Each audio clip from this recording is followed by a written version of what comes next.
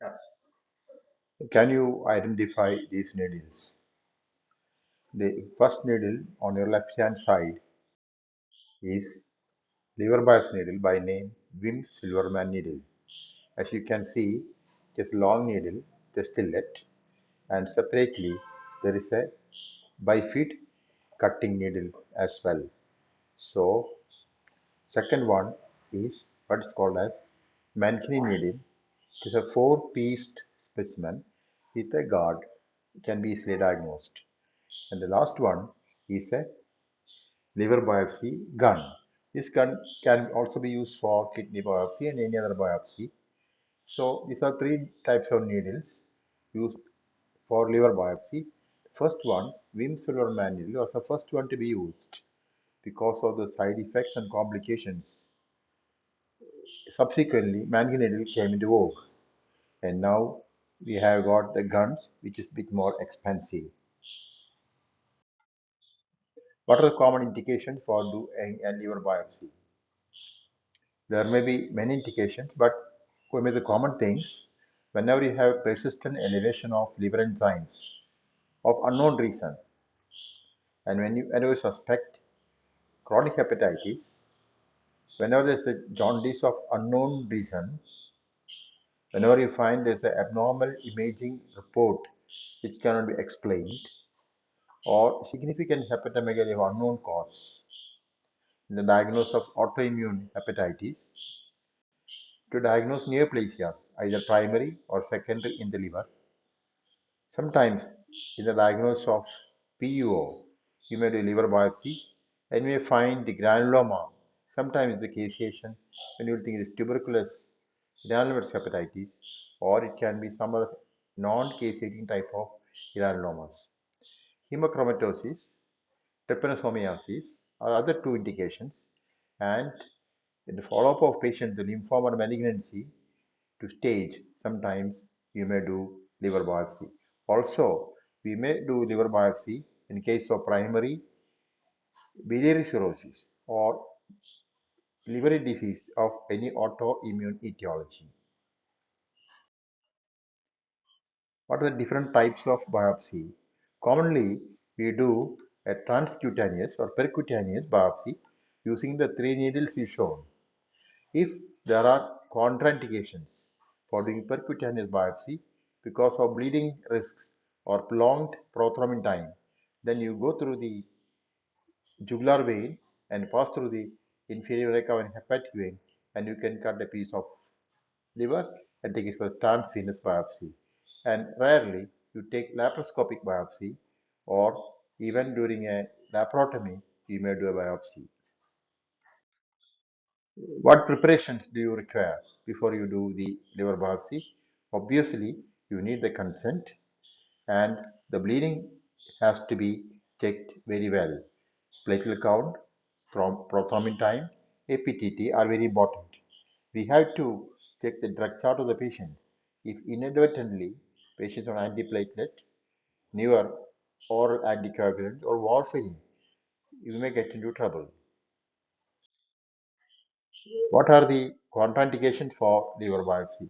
The relative contraindications and non-relative contraindications, absolute and relative contraindications. Absolute contraindication will be a non-cooperative patient who will not lie still. For doing this procedure, you have to keep the patient still. If he moves, it may bleed.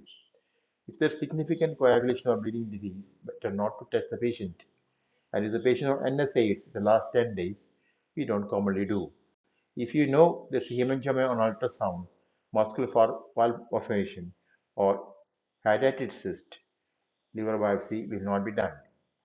Extrahepatic biliary cholestasis, if you do, you may land up with a biliary peritonitis. So don't do it. No, if you percuss the liver dullness, if there is no percussible liver, it will be risky to do the liver biopsy. And patients who say that if any complication come, don't transfuse blood to me. So we cannot take up those patients because the patient bleeds. We may require blood products or whole blood to be transfused. There are relative contraindications. The patient is morbidly obese.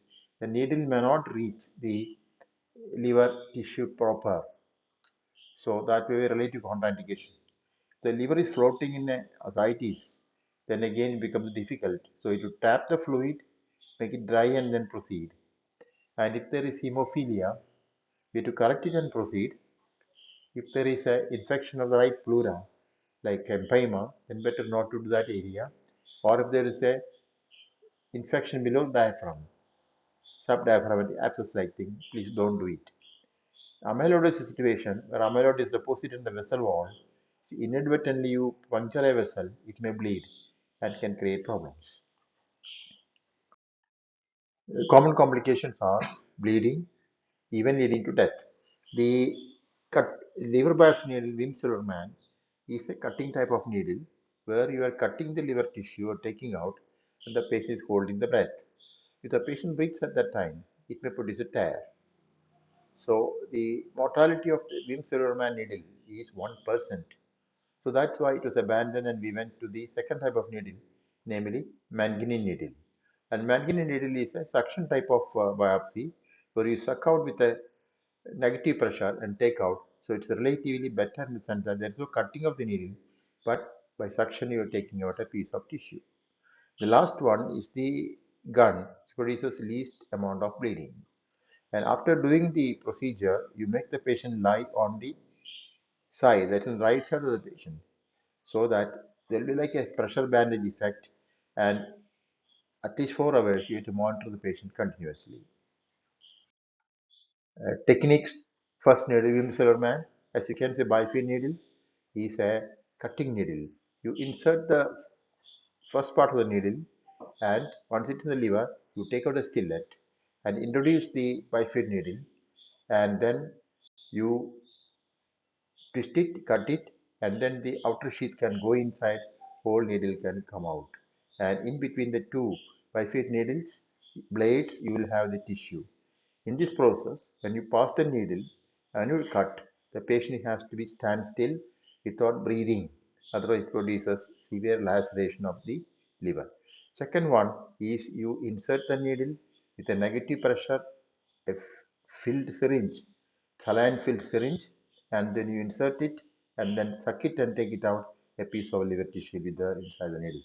Third one is, as a patient not to breathe, within a few seconds, you'll cut and bring out a good piece of tissue. So the three types of needles, and one specimen of liver biopsy represents 1 million of the liver tissue. That's all. So the biopsy has one limitation. It will be having only one piece, 1 by million of liver. That's what you are studying.